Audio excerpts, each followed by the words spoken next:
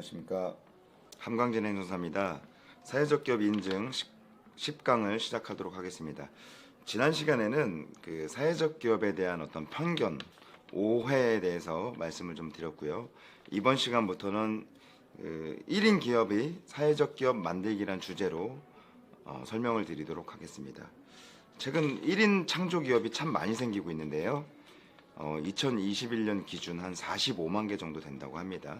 이 1인 창조 기업이 연간 매출액이 한 2억 정도 되는데, 오늘은 이 1인 창조 기업이 매출을 2배에서 3배까지 늘리는 방법이 바로 사회적 기업 인증입니다. 한 여성 대표님께서 저희 사무실을 찾아오셨어요. 대표님께서는 혼자서 디자인을 하시고 인쇄 업을 하는 이제 회사였는데요. 우리나라에서 가장 큰 공기업하고 거래를 하고 있었어요.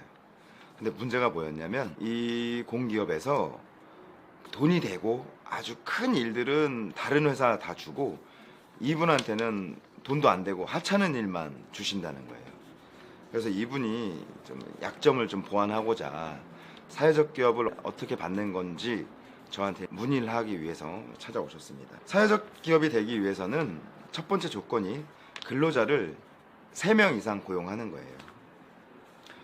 근로자를 3명 이상 고용하다 보면 당연히 인건비 부담이 따르겠죠. 여기서 큰 이제 고민이 생기는 거예요.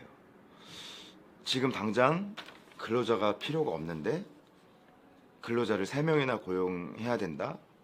그런 인건비 부담이 따르는데 이런 고민이 생길 수밖에 없죠.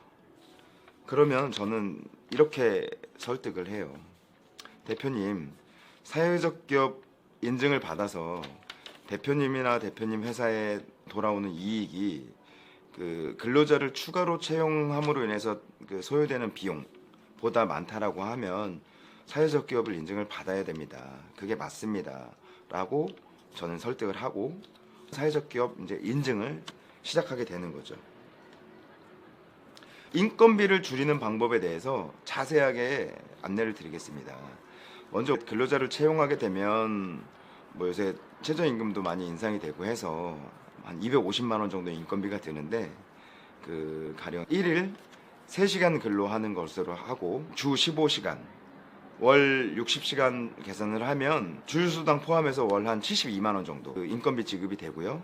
4대 보험까지 포함한다라고 해도 80만 원 이내면 다 해소가 됩니다. 3인을 채용한다라고 해도 240만 원이면 해결이 되죠. 저는 이 240만 원을 투자를 해서 이 업체가 기존에 2억 원의 매출을 올리던 업체가 2배, 4억, 3배, 6억까지 올린다라고 하면 저는 당연히 240만 원 정도는 투자를 해야 된다고 생각됩니다.